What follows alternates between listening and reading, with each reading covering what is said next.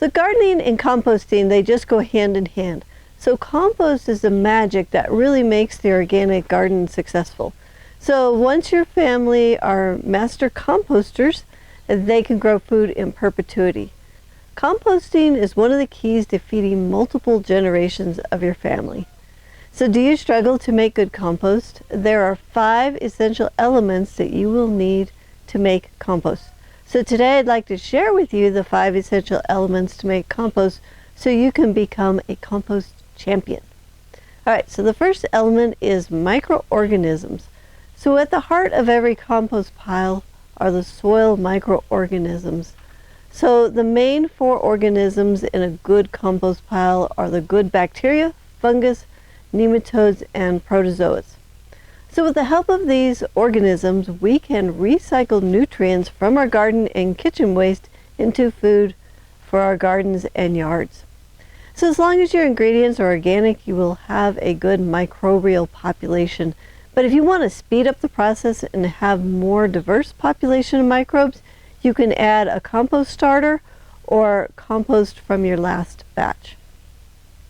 So the second essential element is organic matter. So the microbes will need carbon and nitrogen-based organic matter for the composting process.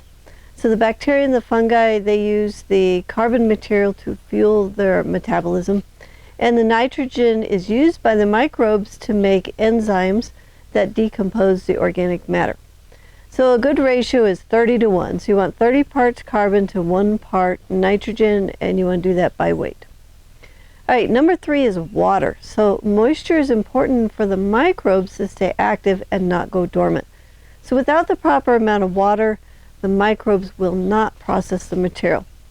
So to test your pile for moisture, just go ahead and grab up a handful, and if you can squeeze out a few drops of water, you have the pile at the proper moisture level. All right, number 4 is oxygen, which is sometimes overlooked. So oxygen is necessary for the aerobic organisms to breathe. So we want to use aerobic microbes for making our compost. And aerobic microbes are responsible for the sweet, earthy smell that we associate with good soil. Now, anaerobic composting can create alcohol, which can harm your plants. So the best way to get oxygen in your pile is just to stir it. So when I'm ready to activate a pile, I like to stir it or turn my pile 2 times a week to keep this active.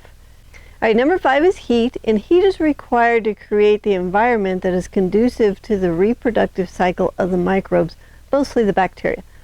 So the compost pile, if created correctly and stirred 2 times a week, will heat up on its own. So an active compost pile can make compost in as little as 3 weeks. And to know when it's done, put a sample of your compost in a plastic bag or a bucket and seal it up for a few hours. And after that time, open the bag or the bucket and smell it. If it smells like ammonia, it is not done yet. If it smells earthy, then the pile is done and ready to use. If it's not done though, continue to turn it 2 times a week and be sure that it is moist. And you can retest every week until you get the earthy smell from your bag or bucket. So a great place to start learning about compost is an article on our website. So go to thelivingfarm.org/project/compost-magic.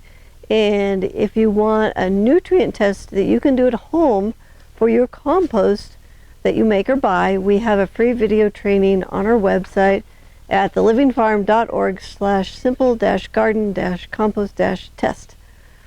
So if you'd like to learn more about compost success secrets, you can jump into our compost success playlist on our YouTube channel, and I'll put all these links in the description below this video.